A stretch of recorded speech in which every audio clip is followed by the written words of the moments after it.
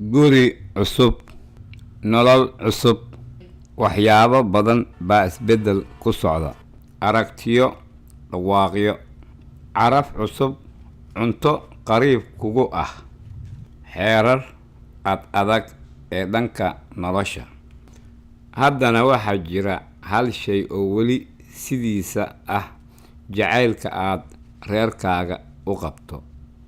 Hooyooyin, wiilal, xaasas, walaalo, waxaad rabtaa in dhammaantooda ay noqdaan kuwo faraxsan oo fayaqab ah. Waan ku caawin karnaa. Dunidan cusub aan kula hagno. Si wada jir ayaan ku dhisi karnaa qoysas fayo qaba, iyo adiga oo fayo qaba. Inta ilmaha ay korayaan, waxay bartaan sida loo sameeyo waxyaabo cusub sida dhoolla-caddaynta, garguurashada, saaxiib samaysashada, iyo xarika-boodka. Xirfadahan waxaa loogu yeeraa korsiimo muhiima ee dhacdada taariikheed. Carruurta dhacdadan taariikheed ee muhiimka ah waxay ku gaaraan sida ay u dhaqdhaqaaqaan, sida ay u ciyaaraan, sida ay u hadlaan, sida ay wax u bartaan, iyo sida ay u dhaqmaan. Waalidiintu waa inay sugtaan in ubadkoodu ay dhacdadan taariikheed ee muhiimka ah ay gaaraan, oo waa in takhtarka ay kala hadlaan haddii ay ula tahay in ubadkoodu dhacdadan taariikheed ee muhiimka ah ay ka soo daahday. Marka dhallaanku uu gaaro 2 bil ama 2 bil jirsado, dhallaanku waa inuu bilaabaa dhoolla-caddayn, dadka fiiriyaa, dhawaaqyada u jeestaa, oo uu sameeyo cod burqad ama kuukuulayn. Waa in ay kor u qaadi kartaa madaxeeda goorta ay caloosheeda ku jiifto, oo waa in gacmaheedu afkeeda keeni kartaa. Marka ay 4 bil jirsato, dhallaanku waa inuu jecel yahay inuu dadka kale la ciyaaro ama uu koobiyeeyo dhawaaqyada ay samaynayaan. Waa in waxyaabaha horteeda yar ee dhaqdhaqaaqaya indhaheeda ku raaci kartaa, oo cagteeda hoos ku riixi kartaa marka ay taabato dusha kore. Marka ay 6 bilood jirsato, dhallaanku waa inuu noqdaa mid raba inuu wax kasta ogaado, isku dayaa inuu wax kasta gaaro, oo afkeeda soo gaarsiiyaa. Waa inay qososhaa oo ay faraxsanaataa, gaar ahaan marka waalidiintoodu ay la joogto. Dhallaanku waa inuu isa soo gedin karaa, oo waa inuu ka soo kici karaa goorta istaag loo joojiyo. Marka ay 9 bilood jirsato, dhallaanku waxaa dhici kara inuu ka cabsado waxyaabaha qariibka ku ah, oo waalidiintu ay si dhib ah ugu dhagaan.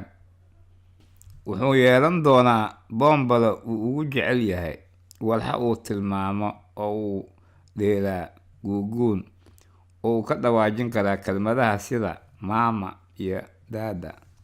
Waa ay fadhiisan kartaa iyadoo la gacan qaban, oo ay garguuran kartaa. Waa inay soo qabsan kartaa cuntada faraha lagu cuno, oo gacanteeda kale u dhiibi kartaa. Marka ay 1 sano jirsadaan, ubadku waa inuu ka soo jawaabi karaa codsi sahlan.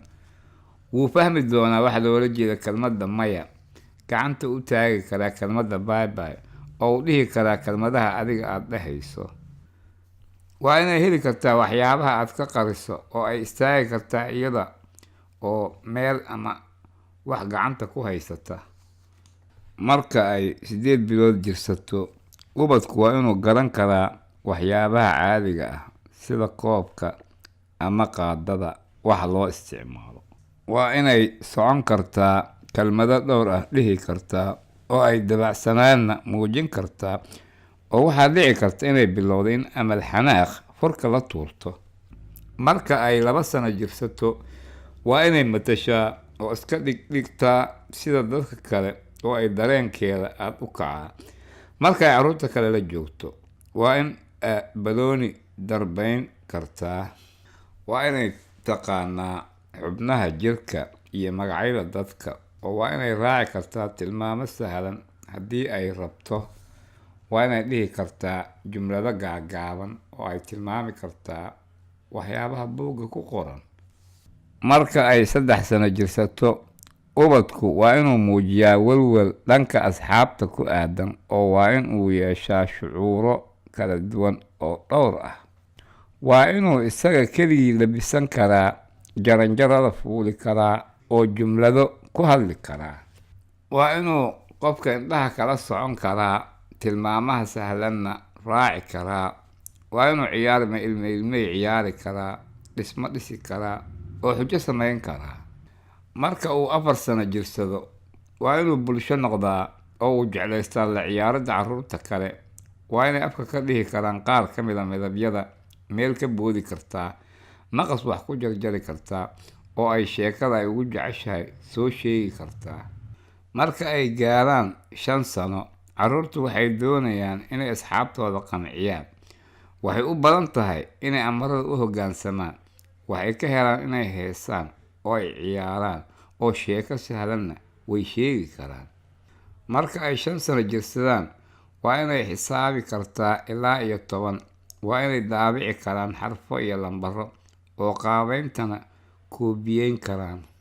Waa inay awooddaa oo ay boodi kartaa, hal lug kaliya ku istaagi kartaa, oo ay samayn kartaa ciyaarta boodbooda. Cunug kasta waa gaar, xawaare kala duwan ayay ku koraan, oo qaab u gaar ah ayay leeyihiin. Dhacdadan taariikheed ha kuu noqoto sida tilmaan kaa caawiya inuu kuu xaqiijiyo in ubadkaaga si caafimaadsan oo wanaagsan uu ku korayo. Wadajir uga wada shaqaynaynaa si aan u dhisno qoysas fayo qaba iyo adiga oo fayo qaba.